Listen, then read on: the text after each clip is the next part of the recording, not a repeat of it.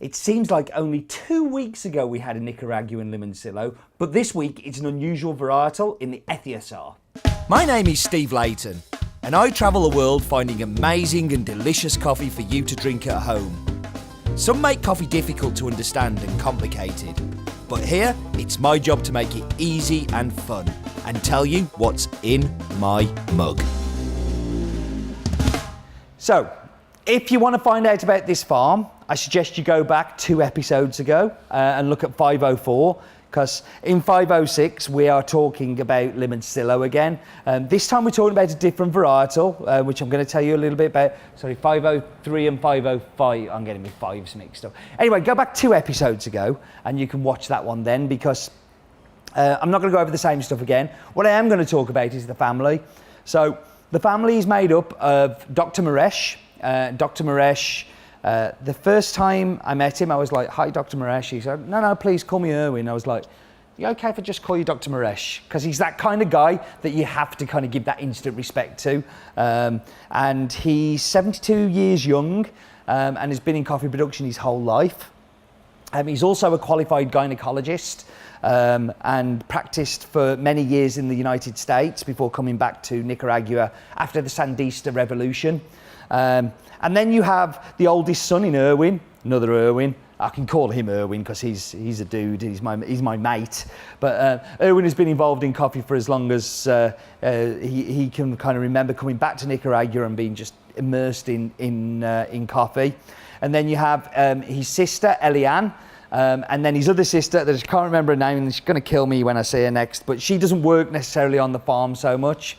But now Erwin's son and daughter have started to work on the farm too, and work at the mill. And it's just a real family business. They're like so close and intertwined with each other.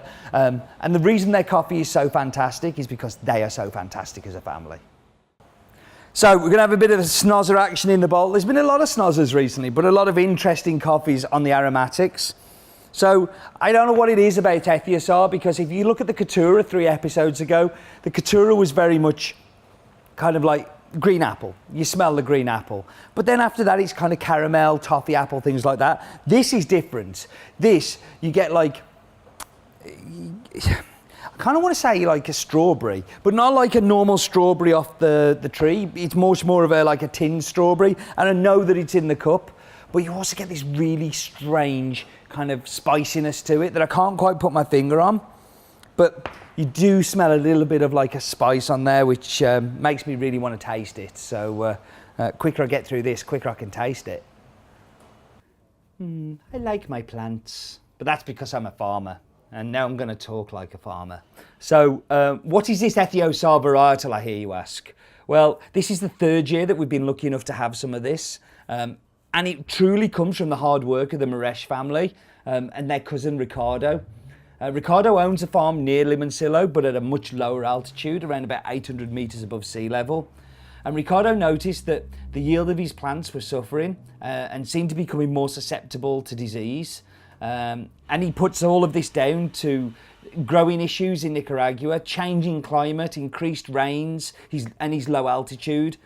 But he didn't just kind of give in, he started to experiment, running these experiments on the farm. He noticed that when he spliced this varietal together, it was thriving. I can say it. And it was fruiting much more than the other plants, but wasn't suffering from any of the diseases or issues that the other plants were.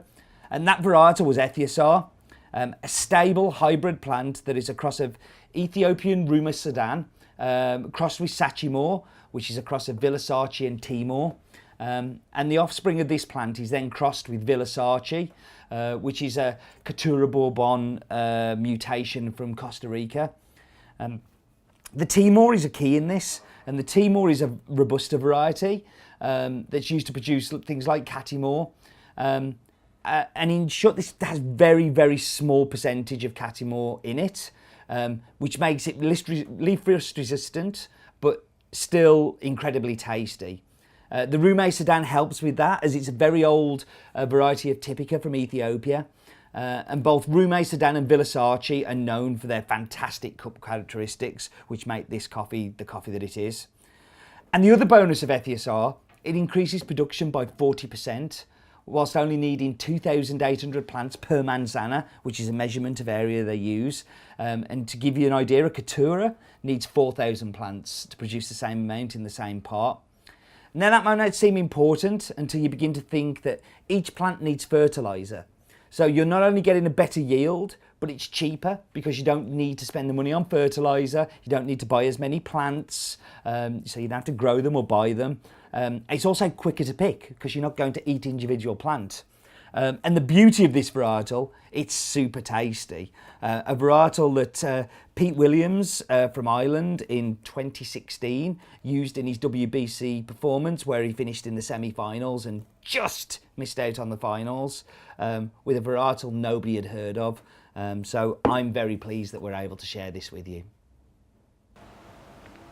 Right, so let's get into this. I have my Sunderland mug out as the start of the football season is here. Sunderland enjoying a season in League One. Renewed my season ticket because I'm loyal like that, you know. Whether we're bad or good, I'm still there. Like in my mug, kind of, like I'm good or bad, I'm still here.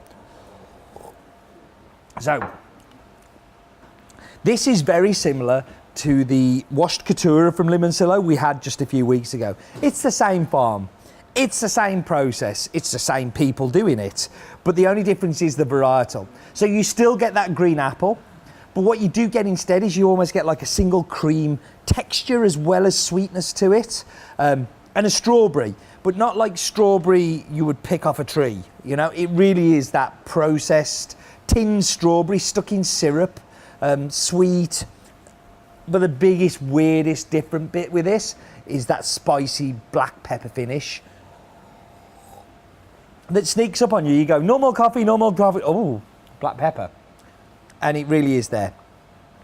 Thank you very much for joining me as always. It's a pleasure to see you. Please come along to 507 where we'll be having equally as delicious coffees. But until then, do remember, life is too short for bad coffee.